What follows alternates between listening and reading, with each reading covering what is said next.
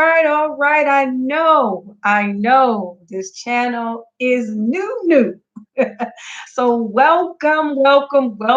This is Impacting Mindsets Global. I'm Dr. Diaz, Dr. Capers also. Yes, it's complicated, but we'll get into that another day. Well, welcome so much to my live broadcast. We're going to talk about Love is Blind, and I hope you got your popcorn and I hope you got your tea or whatever it is that you're drinking because we need to discuss.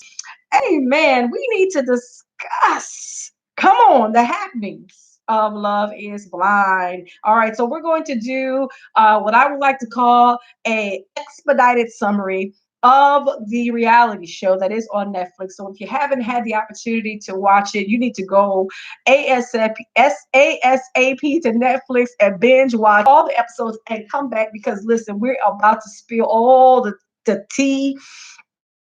Yes, we're going to spill it all. So I'm not going to hold back. The last time I had a conversation on my Facebook, in my Facebook group, Divorce and Deliverance, as you can see, yes, we host a conference every year.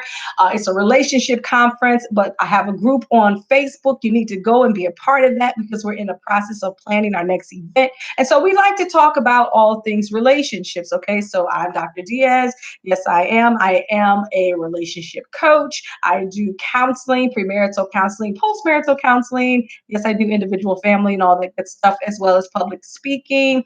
And I am an author. Okay, so you'll get to know me as time goes on. But listen, we're going to talk about Love is Blind. Is love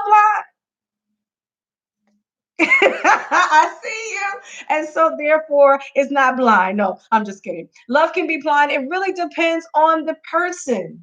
That's the thing. That's the key. It really depends on the person. So let's talk about the reality show and then we'll go into some relationship nuances. Okay. Is that all right? Yeah. From a life coach perspective, let's go into it and let's talk about it. But feel free to introduce yourself, you that's watching. Hi. Feel free to introduce yourself. Go ahead and make a comment. Tell me who you are and where you're from. I just want to shout you out on this particular video that I'm just not talking to myself today, but I actually have someone watching. That's amazing. Again, the channel is new. But the business is not new. I just changed the name of my business and my brand. And so we have relaunched the business. And so I'm super uber excited about that. But we're going to be talking about all things relationships on this channel, things about counseling, personality, typology, all that wonderful stuff on this channel. And I'm uber excited about it. And if you're not excited for me, you should be excited because this is new to you and it's new to me. And I'm just stoked about this journey. And so, yeah. So let's talk about it. First of all, if you haven't watched it, please watch it because I am going to share some spoilers. Spoiler alert, spoiler alert. Yes, we're going to talk about it. I may not go into the names, but if you watch it, you know who I'm talking about. So at least I'll spare you the names because there's some names I'm familiar with and there are other names I'm like, what's their name again? So we're not going to do that. We'll just try to eliminate all names. But as I describe these couples, you'll know exactly who I'm talking about. At least their relationships and kind of the dynamic throughout the series, you'll see what I'm talking about if you go watch it. But you gotta go watch it. You gotta go watch it. If you haven't already watched it. All right. So first of all, it was created by Chris. I believe his last name is Colin. And so he used he used the producing company called Kinetic Content. Kinetic Content is also used to produce The Bachelor. So most of us are familiar with The Bachelor, right? And so you kind of get the gist of the type of producing, who produced it and what type of shows they produce. And so it's the same production company. The Bachelor that did Love is Blind. It's a cute concept, okay? It's a cute concept of people that are connecting purely on conversation. Purely on conversation. The connections are based upon the physical. It is just purely, at least initially, the connection is to be had or should be had just by having a conversation, determining if you had anything in common, and just kind of seeing if there is an emotional connection just by interacting with one another from a distance through conversation. And so they have these pods that they go in, and they went through days where they did like maybe a speed dating type of thing. They did speed dating. They came together to go into these pods, which again, they cannot see each other. There's like some type of entry. It looked like an entryway, but it's some type of maybe mirror that was like highlighted in blue. But I don't think there was any way of them going in or out of their space. So the women were separated from the men.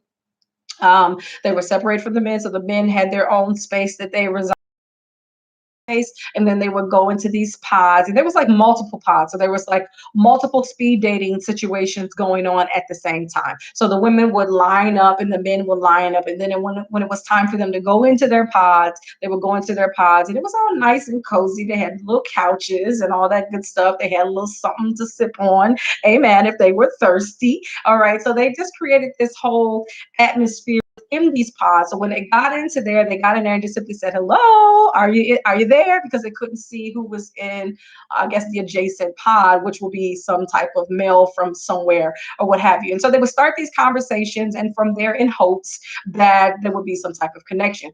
A lot of them went into the pods with, I guess, their expectations. Some of them didn't have any. They just kind of wanted you to kind of go for the ride.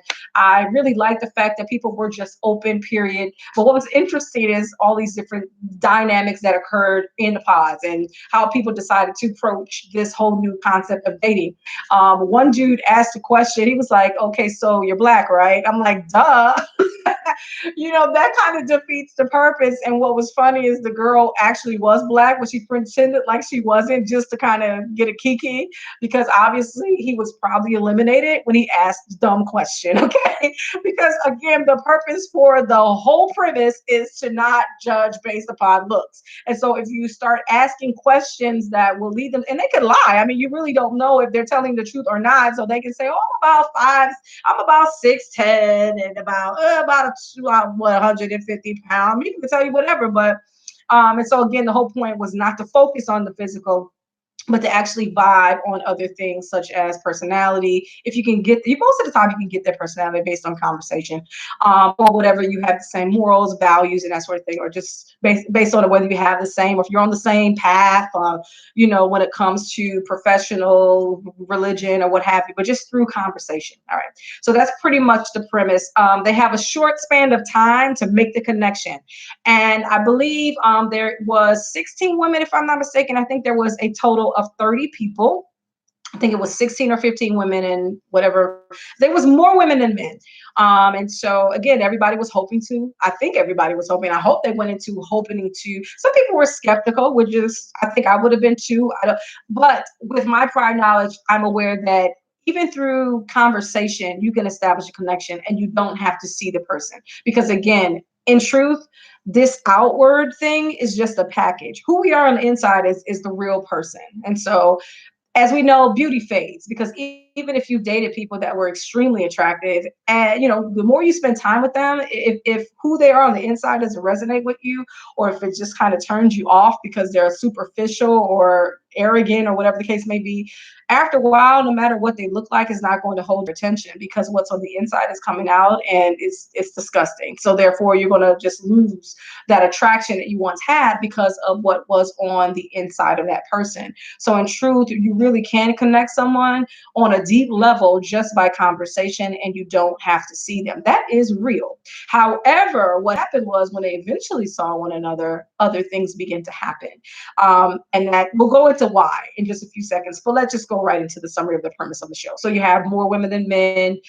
Again, they have a chance to date each other, and then they just kind of go through this process of eliminating who they maybe wanted to see more than others. And so they all came, most people came, I noticed they came with some type of notebook where they took notes so that they could remember. And eventually over time, I guess, obviously you'll remember who it is that you connected with the most. So you don't really have to, but they did try to take notes to see, okay, well, he met this qualification or she met this qualification, and etc. That's pretty much how it went down. And then obviously they narrowed it down to that guy or that girl, whoever they were interested in. And the next step was to propose. Now, funny thing is that they had to propose before they actually seen the individual that they were proposed to. And that was the funny thing about it, about this whole thing, is that they had to make the connection. Number one, they had to, like, within, I want to say 10 days or so, let's just kind of round it off. off to 10.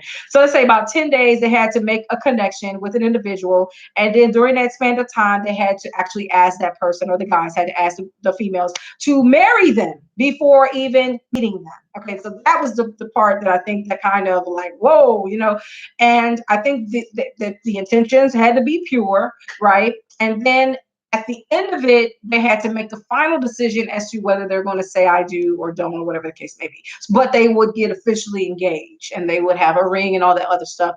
And so I think, like I said, it was like 10 days they had to decide.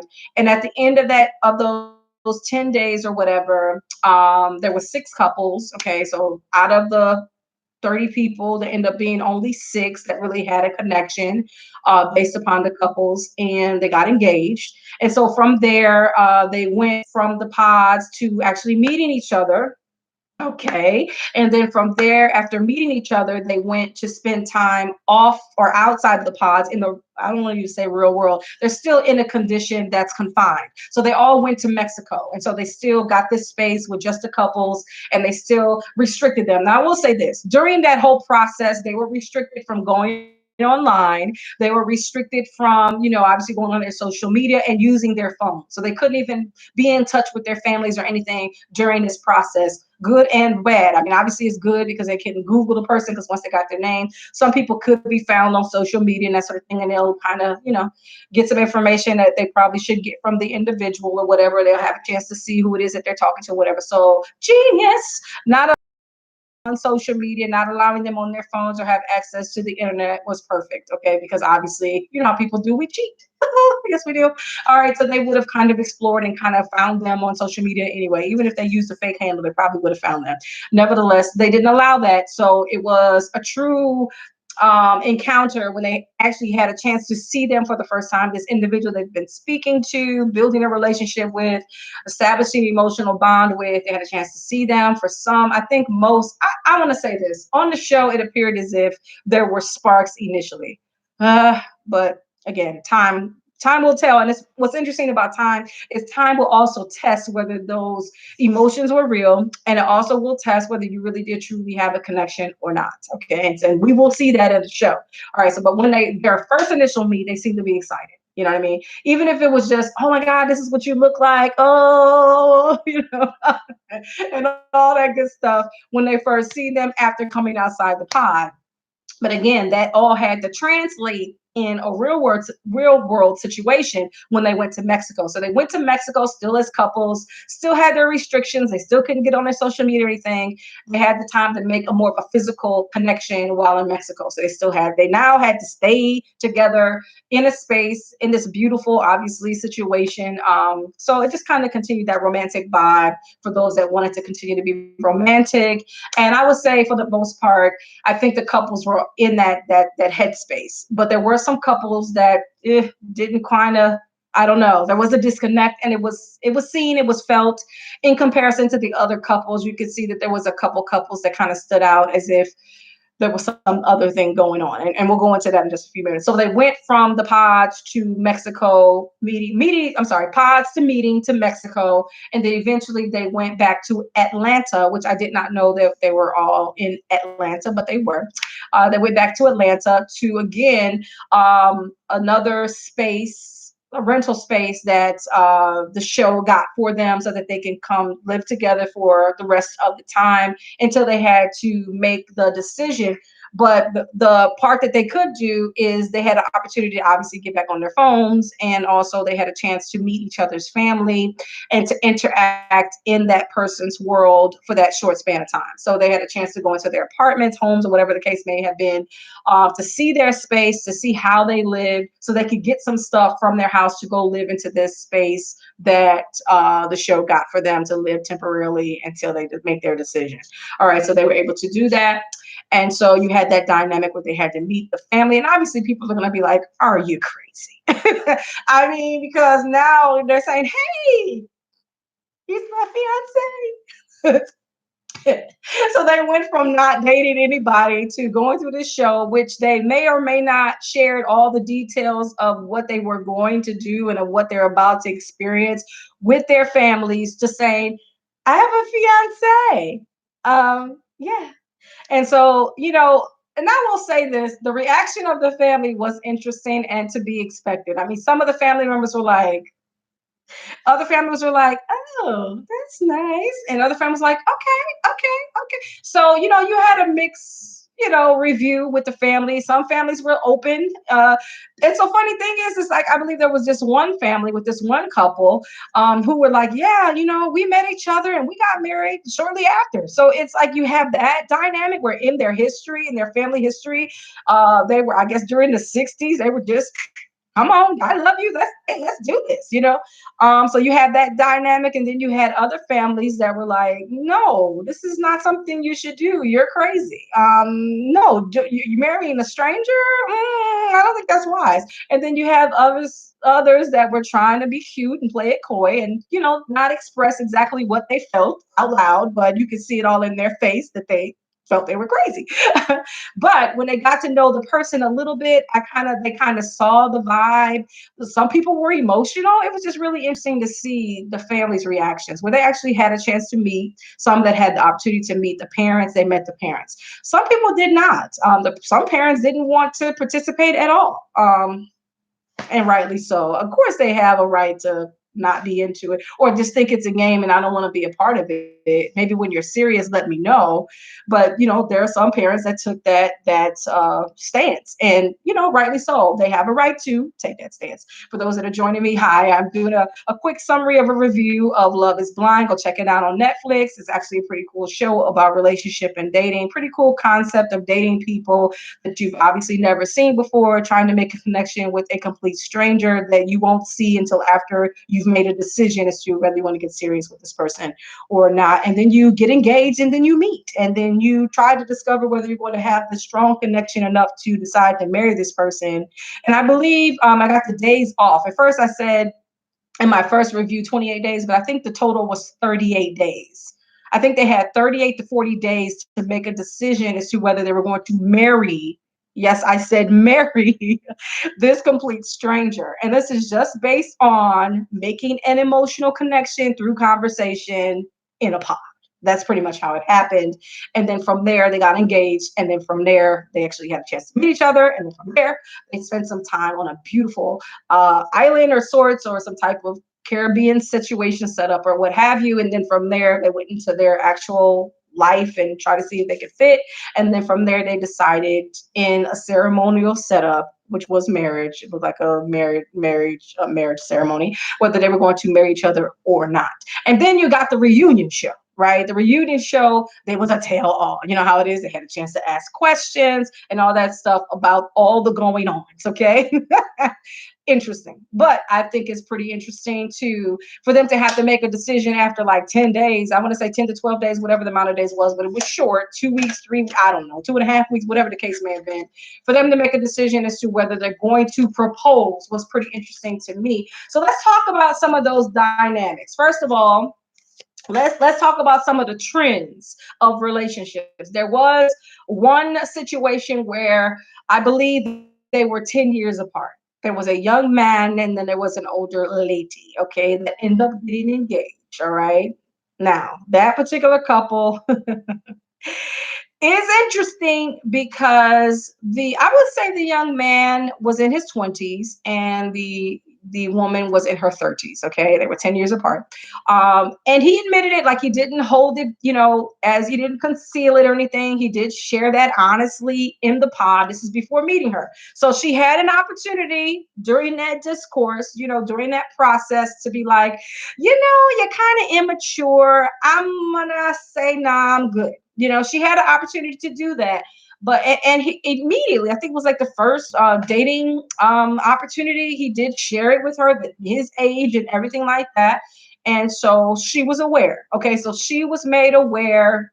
Time went on again, and there, she kept bringing it back up. The whole fact of his age and that sort of thing. But what was interesting to me, and I want to say the dynamic between them, to me, and I'm just going to say, I'm going to be honest. I tell you the truth. He was more mature than her. She made everything an issue. Okay. Now, we know why.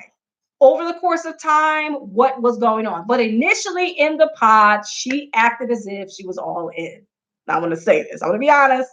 I'm talking about the dynamic between the couple, the younger man and the older woman. Again, she's in her 30s. She's younger than I am. Now, I'm just gonna be honest, I'm older than her. Okay, so I'm what, about 10 years plus older than her. But the young man was pretty mature for his age. Okay, he was pretty mature. The conversation he was having emotionally, he seemed very mature. But during that, again, she knew.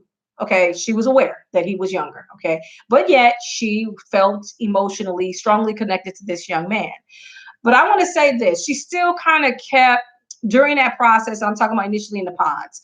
During that process, she kept it open, kept herself open to another person, which I'm not going to mention any names. I told you guys initially I'm not going to mention any names. You're going to have to go watch the videos. And that's the part that I will keep from you, names. I could tell you names, but I'm not.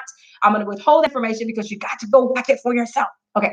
So there was another man that she was interested in. So she kind of was keeping herself open to this other gentleman as well as the young man. The young man she connected with immediately. I think he was the first person that she actually connected with.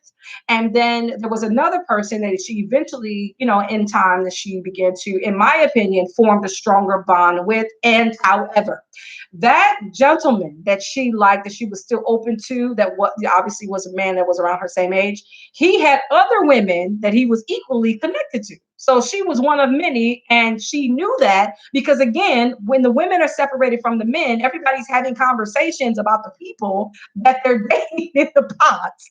So it wasn't like a secret thing. You know what I mean? They came from their pods having conversations about, oh my God, he's so wonderful. Oh my God, she's the bomb, whatever the case may have been.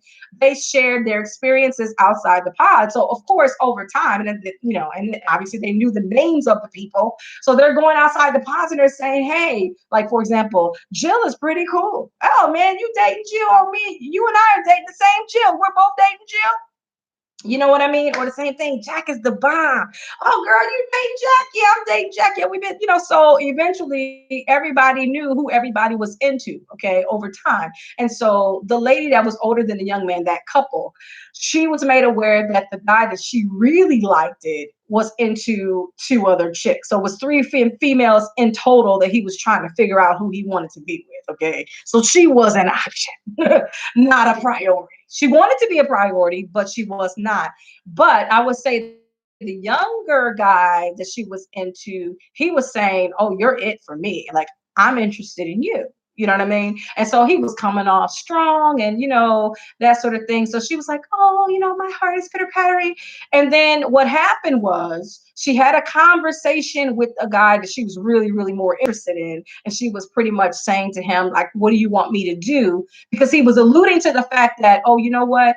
If I was to marry you or if we were to get married or whatever the case may be, to me, I don't think he was playing the games, but he was trying to see just how interested she was in him, right? And so what ended up happening was because he said that to her, she ended up going back to the younger man and saying to him, you know what, I think that, we should, I think that, I'm interested in someone else. And so she kind of broke his heart, or that she was, oh, maybe she said something like she's interested in dating other people or something like that, that she's not going to just limit it to just the young man. That's what I think is what she said. She's kind of going to keep her options open or something like that. She didn't completely end it. You know how we do.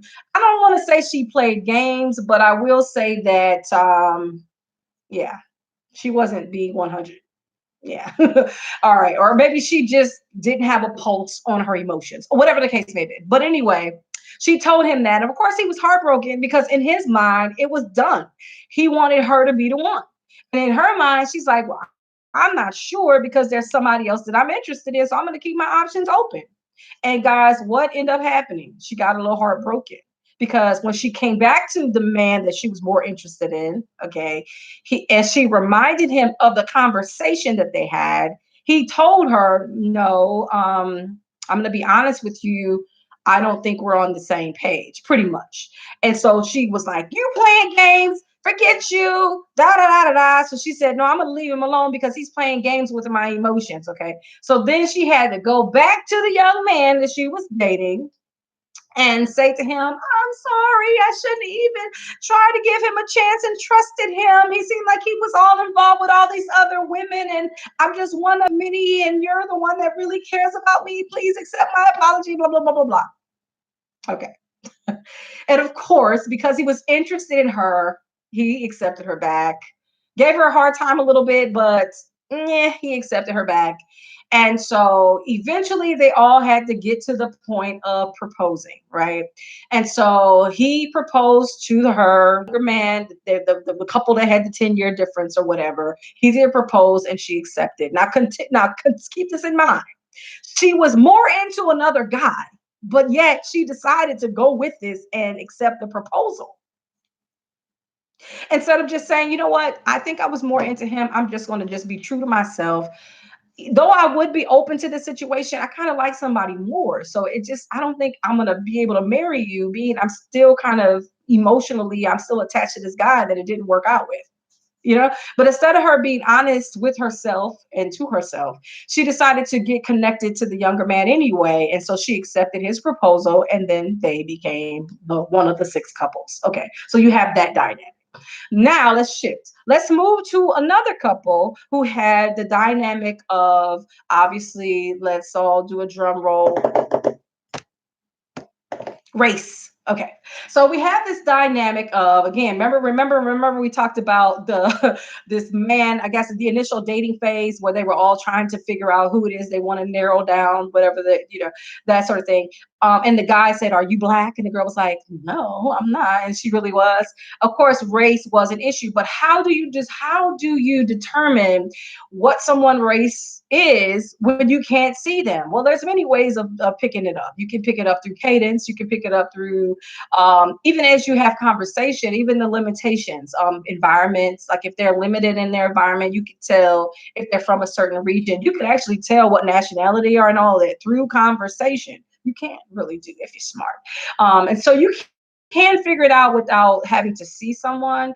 But, there are also some things can throw you off because there are some people that have cadences from other cultures because they're accustomed to being around a certain group. And so they pick up some of the way they talk and the slang and all that. And you may think that they're one thing when they're actually another. And so you have that dynamic. However, with this particular couple, you have the female where she says she's never dated outside of her race. Or I'll say this, maybe I won't go to that extreme. I think she said she never dated a white guy before. Okay, so maybe she did date a Hispanic, or maybe she did date someone else. Okay, whatever. But she said she's never dated a white guy before. Okay, but she was totally open, obviously, for the experience because, again, if you're connecting on just pure emotions based on a conversation, you may connect to anyone. So you're going to have to be open. But I'm saying at the same time, you can still pick up. You can kind of pick up. All right. You really can. And so in the conversations, I guess, that she did have with the folks that she was dating in the pod, she really started to connect with this one guy. And what was interesting is they connected on their mutual concern and love for family. Is pretty much where the connection started. And so it's so funny through the editing, you can see, I guess you can kind of see the journey that they had through this whole process, because it was a conversation where they started talking about how much they love their families and blah, blah, and they got really emotional, both of them at the same time. Like she got emotional when they started talking about family. And obviously the gentleman got emotional too, because I think there was a health crisis with his mom or so. So they begin to bond on their love and respect that they had for their families. And so from there, the connection got really strong really quickly. I really like this couple, I think, more than any other couple. They were just interesting because of the vibe that they had. You could tell that they had, at least in my opinion, you could tell that they really had a strong connection to one another. Okay. In the conversation, because they begin to get emotional, and then it just seems like they just had a vibe. You know what I mean? I mean, a real vibe, even though they didn't see each other, the distance and the space and whatever the backgrounds and that sort of thing. Despite of all of that, they seem to have more in common than not, even though they weren't of the same race. And he didn't seem to be, I'm sure he picked up that she was different, but he didn't seem to be turned off by it. He seemed to be turned on by it. So obviously it seemed as if, he was accustomed accustomed to dealing with someone outside of his race. It just seemed like it. And then there was conversations like between this one guy and girl. The girl said her name, and I will say this as an example. She was like, her name is Diamond, and the dude was trying to act like that she was a stripper. I found that to be hilarious, but you got to watch the show because she said her name is Diamond. He said, "So where do you work? You're a dancer. Your name is Diamond." He's like, so I guess he was trying to act like she was a stripper. I think she was an actual professional dancer, and just so happened her name was Diamond. No, she's not a stripper. Funny, but that was hilarious. But nevertheless, this couple. All right, so like I said, I think at the moment that they had this strong connection, this biracial couple, the moment they had this strong connection, I think everybody was rooting for them. I think if you watch watch the episodes, you're gonna be constantly looking for them and just kind of rooting for them. It was just something about the couple. And so when they finally did meet each other, and I believe they were the first to make the connection. They were the first couple to decide that they wanted to be together. Now that was shown, and I think that might have been true. I think everybody was still trying to figure it out, and I think they knew right away, oh no, he's my person, right? From the gate. Okay, so they met, we felt the electricity when they met, and it was just like wouldn't let each other go, and it was just so cute and endearing. I mean, I really love that couple, and so you're going to see that they had a positive experience in Mexico. Obviously, they see each other, was excited about what they saw, and was pleasantly surprised. All right, so they had their connection in Mexico, and of course, they had to decide whether they're going to do the do or not. Okay, so that happened, and then from there, they actually had to go back to Atlanta and then meet the family. And I think the only, I think, issue, there was a couple things, but I want to say major was her dad. She obviously was the Black person. She was African American. And like I said, she never dated a white guy before. And so I think that her family was very vocal about Black, experiences and fighting for rights and that sort of thing. And so she was afraid that her father wasn't going to be so accepting of the fact. She was just afraid. She didn't know exactly what her father was going to do or say or whatever, because like I said, she never brought anybody home, okay, before. So she was never really uber serious about anybody before. I'm not saying that she wasn't in love before, but she never brought anybody home. So being that her father never experienced meeting another guy that she was interested in, and then on top of that, it's somebody that's a whole nother something else. Wow. So she was afraid. She was, but he had an opportunity to meet dad. And of course, dad wasn't playing no games. Dad was like, so tell me exactly how y'all gonna work in the real world. You're white, she's Black. Okay, tell me what's going on. I found dad to be hilarious, but he cut to the chase. He asked the real hard questions. He wasn't playing no games. Says she's my princess. She's my only daughter. I'm not playing games. What is your intentions? And so he was so sweet, like I said, and just kind of just, hey, listen, whatever you need to know, I'm willing to supply the answers because I'm in love with your daughter. Okay. So that was interesting. And I think the other dynamic that they had was, she was accustomed to being by herself. She was an extroverted, which they did talk about personality types, which I do love. They talked about introversion and extrovert and all that stuff. And that's what we're going to talk about on this channel. Yay. And so they did ask each other those questions, which I think is great, especially when you're dating. It's important to get to know who you are and to know who you are so that you're able to convey that to your partner. Yes, yes, yes. I'm putting the plug. We're talking about it. All right. So that's that. And so they did express that. And so she was expressing to him her concern about her personal space. Though she was an extrovert, she still needed her personal space. And that's so how I am. I'm an extrovert all day, all night. But there are moments when I just kind of want to be by myself. You know what I mean? And I get drained by being around a whole bunch of people and kind of just doing my thing. I just want to be by myself and to myself. Even if I love you, I'm just like, okay, don't touch me anymore. I'm good. Okay. All righty. All right. So anyway, I just found it to be interesting how, she needed her personal space. And to me, rightly so, because I think that's the misnomer with introverts and extroverts.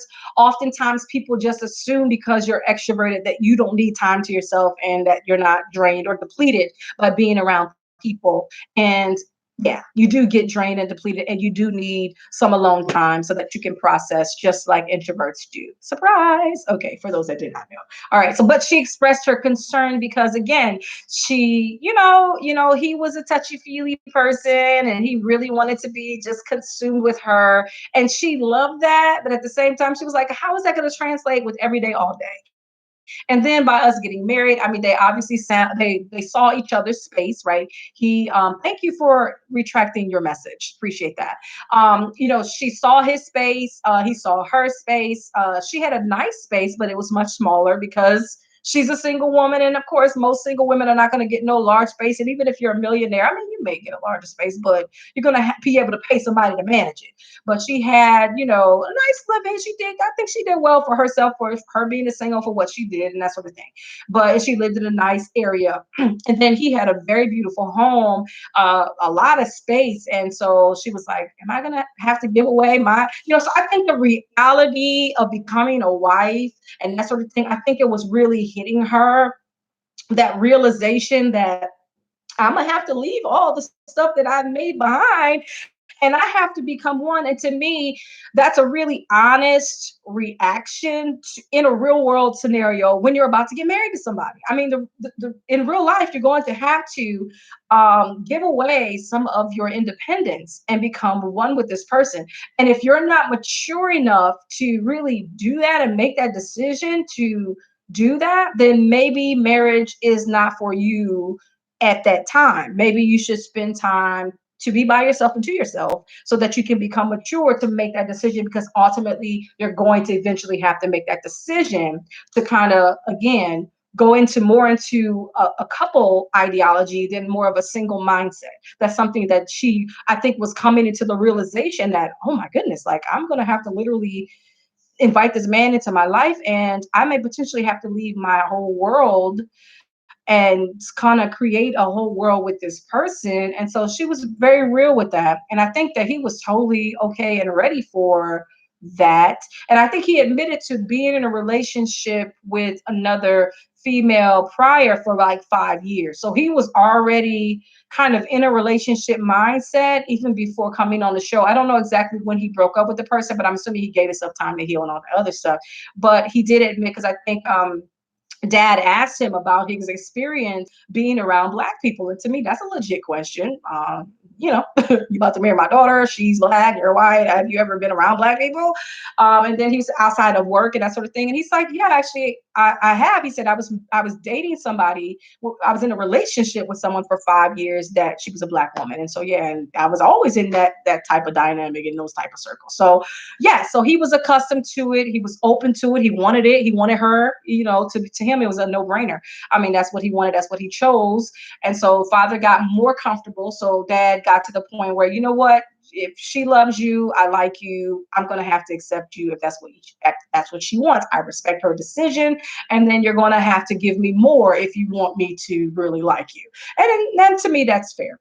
All right. So that was pretty much the dynamic. And so I think during their process, it wasn't a question of her love for him or whatever like that. He was questioning as to whether she was ready to take the plunge, as to whether she was going to actually say I do at the end. He was more concerned about that. I think he was cool with the relationship. He was cool with the vibes that she was getting, but it just seemed like that she was going through, he could tell that she was going through her process. You know what I mean? And so that made him uncomfortable, because with him, he already made his decision. He knew what he wanted. He didn't have to go back and forth in his mind.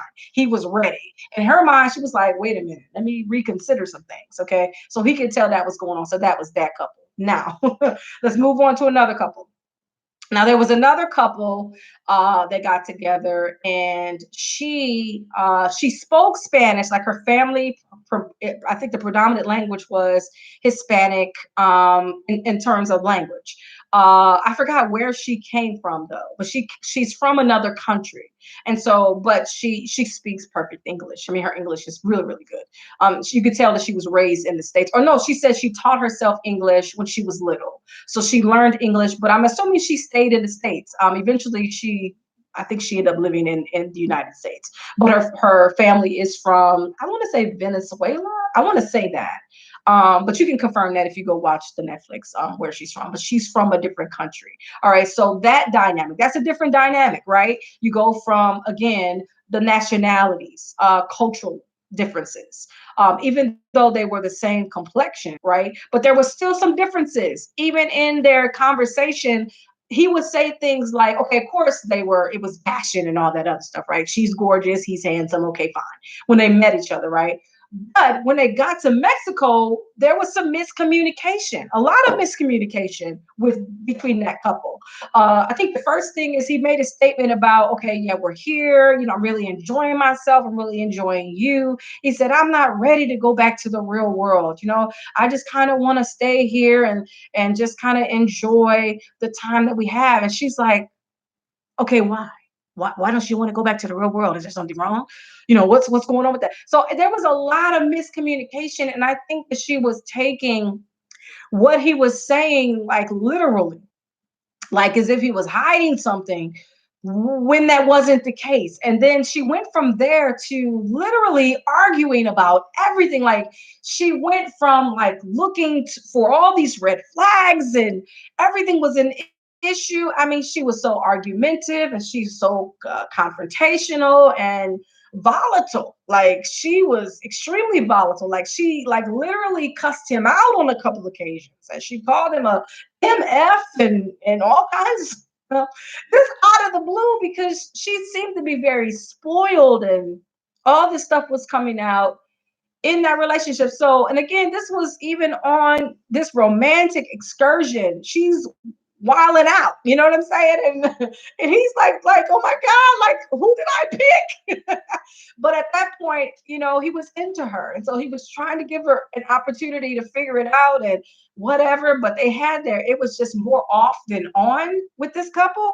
It was just very weird, the dynamic. And it was becoming abusive. It was just really weird. But they wanted to be together, and so there it is. So that's that couple. And then you have the dynamic of another couple. So I'm moving on. That's the two couples so far. This is like the third couple. Okay, so the third couple, I'm gonna say the one that just really hit the fan, the last couple. Amazing. Later. That's for last. We'll discuss them later. Okay, so then there was another couple. They seemed to be perfect for each other on paper. I mean, they just seemed perfect. When they met each other, they seemed to have the chemistry. They had the communication. So they talked about everything and they agreed that they wouldn't be physical or anything because they didn't want that to interfere with their bonding, their emotional bonding. They didn't want to confuse it with trying to please each other physically. They really wanted to take their time. Couple. Okay, so they seem perfect on paper. The communication seemed to be on point, right? And they made the agreement. They seemed to be on the same page. The families even connected. The families were fully supportive. Like no conflict. They were like, "Oh, this is great. Everything's just no conflict at all with the families." They seemed to be on board with everything, right?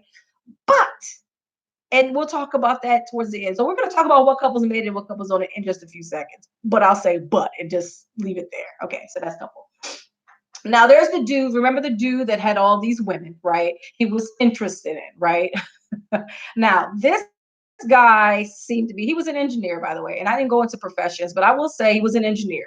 All right. So, but you would think that he was a frat boy the way he was acting because he had all these women he was trying to juggle and figure it out. So he was handsome, but obviously they wouldn't know that. But he was very charismatic in his conversations with these women where he was able to draw them in, right? So he was full of personality. So they I believe discerned that he was like very confident, potentially nice looking guy because he seemed to be very confident, right? They could discern it or assume that, but he really was a cute guy. Okay, so now he narrows it down. Now, he kept saying he's back and forth and like who would be great for him and why they would be great for him. So he finally decides who he was going to choose. And the person that he chose, he said that she scares him.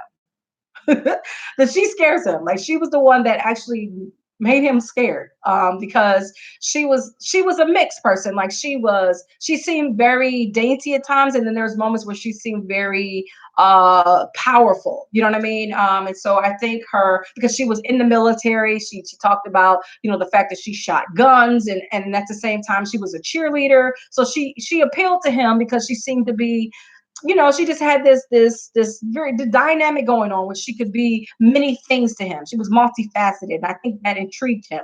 But with the other women, they seemed like that they would be good wives, but I don't think they had enough interest to them, or they didn't seem to be as interesting as her to keep his attention. So I really do think that he made a good choice. He chose her because she challenged him, right? So of course, when they saw each other, they were like, oh, and so they were both good looking, and so it really worked out. And I think that based upon their personalities, they were great. I think they were a great selection, a great match. However, as they got to know each other, of course, it was great on, I think they went to Mexico. It was great in Mexico, of course, but in their real world situation, the families were not on as much on board, especially on his end. Her mother was crying and she was like, please take care of my daughter. I mean, she was concerned, but I think his family was more like, meh, they just, nah, because her personality was interesting. Like she was the kind of person where she had the insert foot in mouth disease. Yeah, she would probably speak first and then think later. Like she was that kind of person where she would say stuff and her family would be like, just cringed, because they didn't quite understand where she was coming from. But she seemed to be the type of person where if you got the chance to know her, you will love her, right? But initially, she was a little bit off-putting because of her energy. Hey, Scotty! Thank you so much for joining the live. All right, so tell me where you're from. All right, so I loved her energy though. She seemed to be very sincere. She was honest about her experience in the pod, her life experiences in the pod, and all the things that, so they really connected really well. I thought they were a good choice. However, now here's some dynamic. Okay, good, good, good, good. Thank you so much for joining the live. All right, so with that dynamic, later on you'll find again the dynamic of, I don't want to say rich and poor, but you'll say haves and have nots. Okay, so again, he's an engineer. He has a good job. He has a good home. He comes from a strong background, very strong family background, and then she's coming from across the fence. She comes from a single family background. I don't think I forgot who's who. There's somebody that had a very interesting. I think it was the lady that was connected to the younger man, where she didn't know her dad or something like that. But I will say, oh, happy International Women's Day too. You don't seem to be a woman, but thank you. um, so anyway, so she was not working. She was not working. Just to kind of sum it up, she was unemployed. Okay, so he had something and she did not. And so you have that dynamic in dating. Are you willing to overlook someone who's not working, who doesn't have an income, that can't contribute to your household? Oh, okay. But thank you. All right. So that's that dynamic. So you have the dynamic of older and younger, the couple. Then you have the issue with race, or the potential issue for race, or the biracial couple. And then you have the had and have not situation, where there's a female that's not working. And then you have this male who does have a job and a profession and who's educated. And then you have this other female that's not doing any of those things. And so again, I think those things did not come out until they actually met each other and experience each other in the real world. Um, yeah, and so I'm having a conversation about a specific topic, but I'm so not worried. But thank you for asking. So anyway, what I'm doing is I'm doing a summary about the show. Is it Love Is Blind on Netflix? So I don't know if you had an opportunity to watch Love Is Blind. It's okay, you're all good. Yeah, so I'm doing a summary on Love Is Blind, and right now I'm doing a review on Love Is Blind. Love is Blind. Thank you so much for joining me. If you haven't had an opportunity to check it out, go check it out. It was a really good show. So I'm doing that. And the reason why I'm doing that is because my business, I'm a life coach. I do counseling, pre and post marital counseling, as well as public speaking, motivational speaking. I do that, and I'm an author. And so I wanted to talk about relationships because I think it's good when we deal with the dynamics of relationships. We talked about the older, younger concept of dating someone, whether you're a senior or you're junior in age. We talked about race. Are you interested and open to interracial relationships? We talked about the dynamic of even nationality. Would you date someone that lives from another country, dealing with the cultural differences and that sort of thing? That was another dynamic that was in this particular uh this episode, the episodes, or within this particular reality show. You have that dynamic as well, and then you have the dynamic of the haves and have nots. You have a person who is in his career, functioning, making a decent living, making a nice living for himself, and then you have the person that he's interested in that's unemployed and not making anything, and they're in debt and all that other stuff. So these are the dynamics that happen in relationships, where you will meet people on all these different scales. And last but not least, I think each and every couple, when you really think about it, they have their own different unique dynamic. And then the other couple, the dynamic was everything was perfect on paper. The communication was really on point, but they were not physical. I'll say for the female, she was not physically attracted to him. As a matter of fact, not only was she not physically attracted to him, I don't think she was in love with him. And that's okay, because for it was an experiment, right? It was an experiment. They were trying to determine whether love is blind. This was an experiment. Everybody knew it. And so this is what they were trying to determine. And it was, again, at the end of the show, they had to answer the question, is love is blind? Okay. So you have this whole couple where everything was perfect, but there was no love there for her, for the female. It wasn't mutual. I think the guy was all in, but I think for the female, she wasn't necessarily in love with him. She thought that he was great, but she wasn't in love with him. They weren't on the same page. And last but not least, okay, so you have this guy, right, who meets this girl. They seem to be great in the pod while they're dating. But all throughout the whole dating process, before he actually met her, he's going back and forth in his head as to whether he should tell her the truth. His truth was he was sexually fluid, right? Is it sexual fluidity? Okay, so he was sexually fluid, which means he was into girls and he was into guys. Okay, all right. And so he's going back and forth in his mind as to whether he should tell her that or not, or whether she had a right to know or not. Now, if you're choosing to, older than me, I guess, okay, dating one, okay, good. Um, yeah. So here's the thing: if you're going to like marry somebody, that part they should be made aware of. And I honestly believe, and I feel like, and I think for him, it wasn't about if he should tell her. I think it was more about when he should tell her, right? Okay. So he was kind of trying to figure it out. He was tormented with the information. It looked as if he was tormented.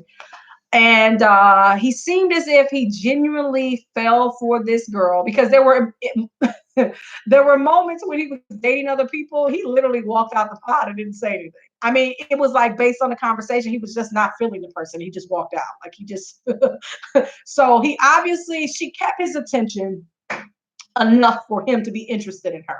And he seemed to be very picky. So I think that maybe he did legit fall for this young lady.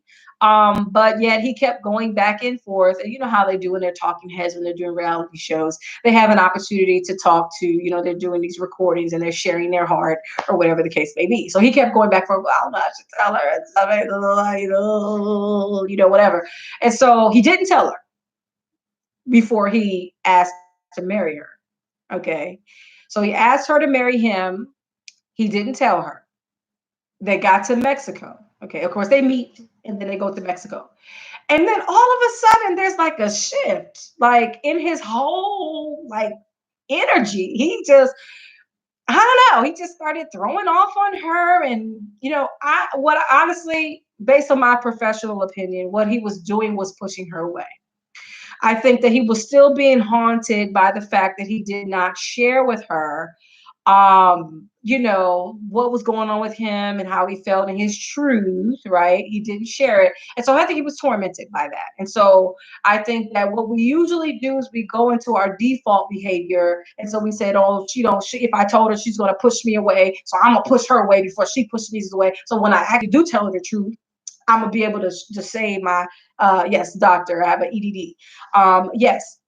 And so yeah, he said, what are you celebrating about? I'm not, I'm just doing a review, but I appreciate you. Um, go right back into it. So he's sexually fluid, right? Where he dates male and female, and he's been sexually with males and females, and he decided not to tell her until they go to Mexico after he asked her to marry him. Okay. And so after some going back and forth, she's noticing, like there's his energy, there's a shift in his energy in the way he's behaving. And so she's asking, like, is there anything wrong? Like, your energy is shifted. It's like you're not the same person that you were when you were in the pods and we seem to be vibing. What's going on? All right. And so he's like, feel free to like this video. If you're enjoying the video, like it and subscribe to my page. All right. So listen, she's like getting some red flags or whatever going.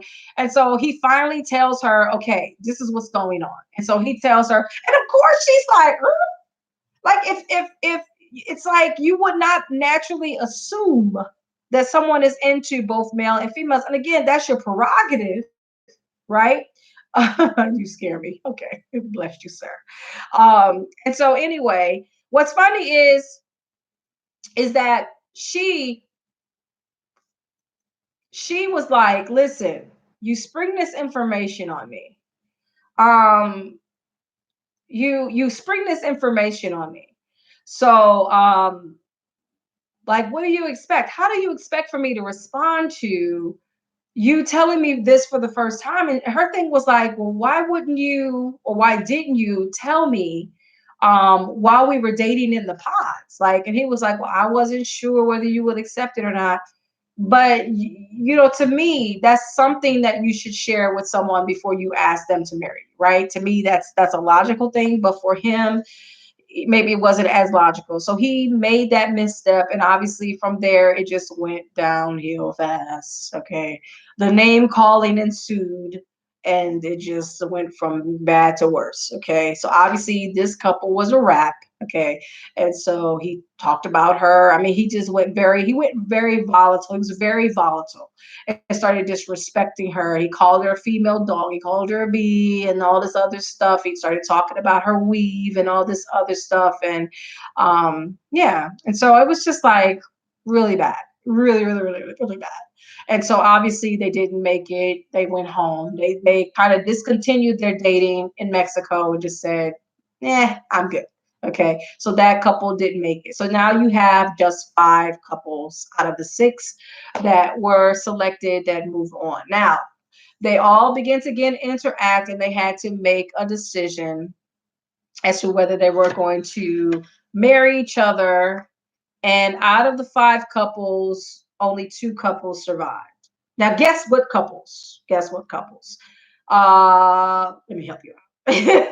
But you got to watch the show. This is a spoiler alert. Obviously, and I will say this. Let me just highlight a couple things that happened while before the choice was made. The couples eventually found out that they were all in Mexico together. So they had a chance to mix and mingle and to hang out and share each other's happiness and what's going on with them. So you could tell again the dynamic between the couples. You could tell what couples were sleeping together, what couples sealed the deal in regards to that, what couples were not as intimate because they began to see again, they saw the physical bonding and all that stuff, touchy-feely stuff. There were 2 couples that decided not to be intimate. I already told you the other couple couple. They were good in communication, good on paper, but they just seemed to be lacking in the physical department. They weren't physically. I think the female wasn't attracted to the guy. The guy was attracted to her though. But she was the one that was insisting they should wait, and he was okay with it. And the other couple that was not physical was the couple that was the senior, the 10-year junior senior thing. So the couple, the man that was younger and the female that was older, they weren't also physical as of yet. But I think eventually it was shared. I think once they got to Atlanta and started living in their little space together, I think they did end up getting physical later, but they weren't at that time. And so again, you saw these different dynamics going on all throughout. But I will say, in the woman and the younger man, when they, I know this is a long video, so please just maybe next time I'll cut it shorter. But I'll just do a general summary, and I'm going to talk about relationship topics if that's okay. All right. So let me finish this out. I'm almost finished. Uh, I want to say the younger, the senior, and the gentleman that was their junior, that couple. When they were coming together with the other couples, you started noticing that she was being very flirtatious when she really had a chance to see the guy that she was feeling the most. She was still attracted to him. So he was like, oh, he's amazing here. He looks so good. Oh, that would have been the guy, and whatever. So she felt some kind of way when she saw the guy that she was really into and just how he met her expectations. And I want to say physically speaking. But I want to say the guy that she ended up getting engaged to, the younger one, he did not physically meet her expectations. She said she was not accustomed to dating someone who was shorter than her. He was shorter than her. She was not accustomed to dating. Now he did tell her that he was Mexican. Now again, but he was born. He was raised in America. He was born in America, but his family's from Mexico. All right. So he did tell her that initially, but he was shorter. He was shorter than what she expected, and he had dark hair. Now, of course, you don't see very many blonde Mexicans, but again, I think she had a type when she saw her fiance or what have you, because again, they did get engaged before they saw each other. I don't think she was 100% happy with what he looked like, but at the same time, because they connected emotionally, she was willing to kind of overlook some things. Okay, so moving on from that. So you'll have that dynamic where in a blind date situation, let's say you start having conversations on the phone or online and you don't see each other and you actually see each other, how much does the physical affect your ultimate decision as to whether you want to be with someone or not? It may be the deal breaker for some folks. And I think in the case of this particular experiment, it was a deal breaker for a couple of them, but they weren't being honest. And I think that they should have been honest, because I think that if they would have been honest, they would not have broke the person's heart at the end, because there's only two couples that made it and the other couples did not make it. Two of them is because of the chemistry or the lack thereof, because of the physical. They just couldn't get it together emotionally. They kind of threw all that emotional stuff out of the window because the physical and the practical became more of a priority for them. And then the two that did make it, they had the physical as well as the emotional, and it seems like everything seemed to work in their real life. So they were able to move forward in a sincere, real way, and actually marry each other after the 38 days. Can you believe it? They got married in 38 days. Those two, and oddly enough, the couples did make it. They're still married to this day. So when you watch the reunion, you'll see the vibe and you'll see the connection and you'll see the love between them, that it was real, and they can answer the question for sure that love is blind, the two couples. And the other one said it too, because they said that, listen, the emotional connection that we had was real, but there was other elements that were involved. It wasn't just emotional, but also the physical had to be on point. And then we had to make sense in real life. We had to be able to live together. You know what I mean? We had to have something more than just an emotional connection.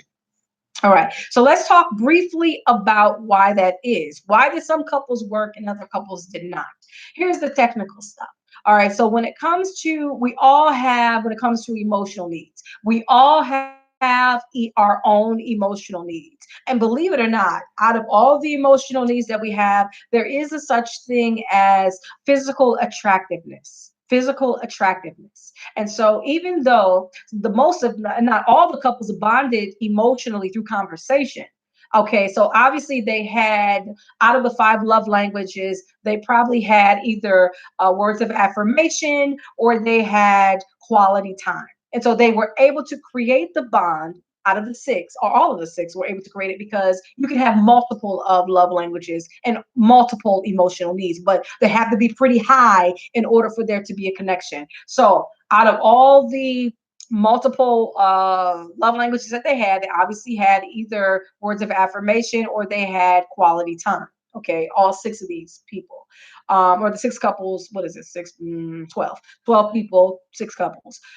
They were able to connect because they had that as a means by which they can fall in love with someone. It is a love language. And so they spoke their language. And because they spoke their language, they were able to make the connections. And I would say out of all the other, the rest of the cast, they obviously didn't have that as a love language. They needed more. There was no connection made because I would say more than likely quality time was not their love language, and or words of affirmation. Maybe at the forefront or at the top was physical attractiveness, that they have to connect on a physical level before they can open themselves to any type of emotional connection. That's entirely true. And I want to say, for out of the six couples, I want to say two out of the six couples did not connect outside or continue the connection is because of the physical attractiveness. They were not physically attracted to the person that they were with. No matter how much they tried and tried and tried to force it and to make it work, it was a constant distraction for them, that they had to, they like, I gotta be sexually attracted to this person, and I'm not. You know what I'm saying? I'm not. And, and then there's other things. And so that was the reason why I would say two out of the six couples didn't make it. And then for the other couple that didn't make it, that had those things, they had the physical attractiveness, they had the emotional connection, there was dysfunction. And that's another element in relationships. There was some severe dysfunction in that relationship. And so more so with the girl than was with the guy. And so because of the relationship being more off than on, he made a decision that he wasn't going to marry her, even though he loved her. He really did. He was very much into her because, in truth, he had to be, because he would not have accepted all of that drama and confusion with her if he didn't really genuinely care for her. I'm talking about beyond caring, like a friend. All right. So he was into her. I believe he loved her. He fell in love with her. And because of that, he was saying, I can't do that to you. And I can't do that to me. And I can't marry you because that wouldn't be right, because we're not ready. And so I 100% agreed with him. He should not have done it for the cameras. He should not have done it for the show. He made the right decision, and he embarrassed her. Now, if you've seen in the previews, there was a girl running in her wedding dress that fell down, and that was absolutely hilarious, but sad. That was the one who was rejected or jilted at the altar.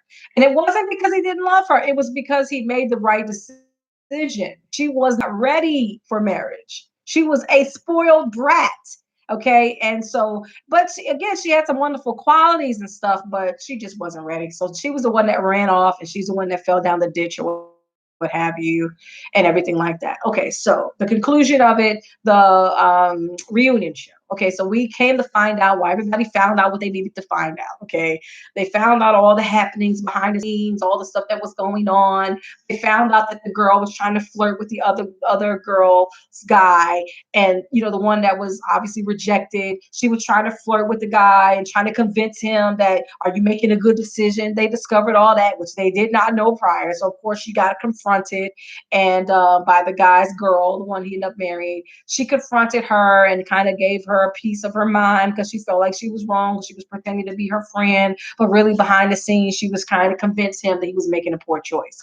That was, and also the guy who's bisexual and the girl, they had a chance to make amends, because I think they both got a lot of conflict with social media. I think the people were kind of targeting her, saying that she was homophobic because she wasn't just willing to embrace it and all this other stuff. And then of course guy got some negative feedback too because of him calling her names and him treating her the way he did. So they both got a lot of negative feedback with social media. So they both apologized to each other and try to make it right and that sort of thing. Okay. And we discovered that the two that did get married are still together. And then we also discovered that our I guess the most beloved of the couples are also having their own thing going on. So they're going to be more visible on social media together. And they're going to be also having a YouTube channel. So you can definitely follow them on YouTube.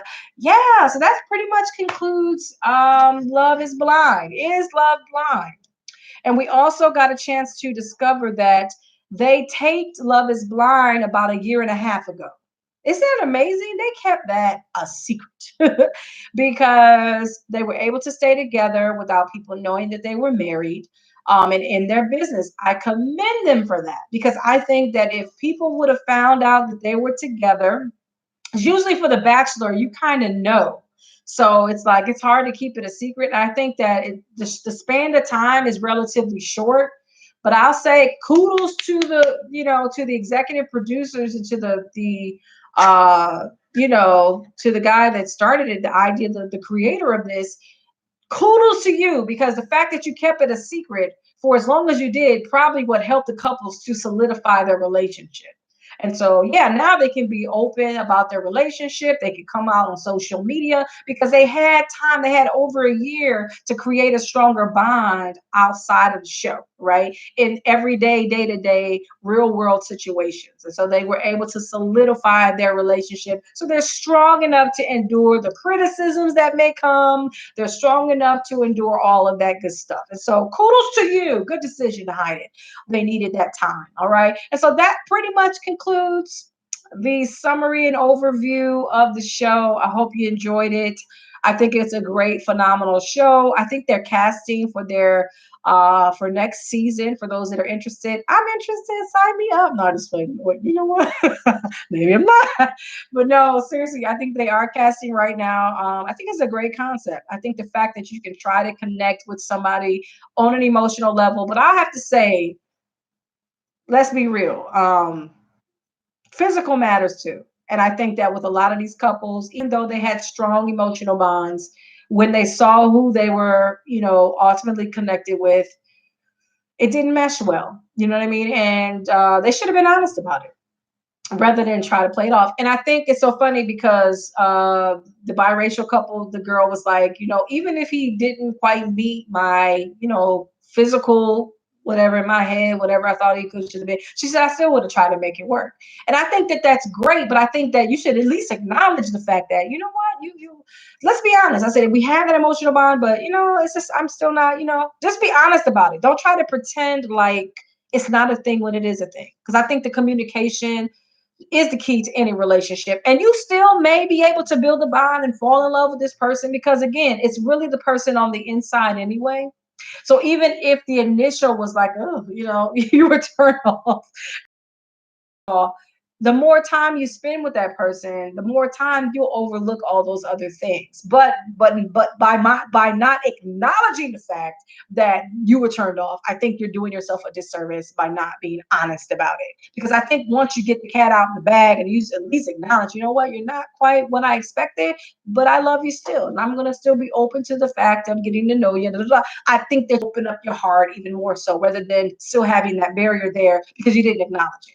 Acknowledge it, make it clear what's going on with you emotionally and in your head, and then go from there. So I'm going to go ahead and end this conversation. I really do appreciate you for joining me again. Feel free to like this video and subscribe to my channel if you love the content, if you like the comment, if you think it's okay. I'm going to continue the conversation with relationships. Thank you so much. Until next time. Bye. Signing off.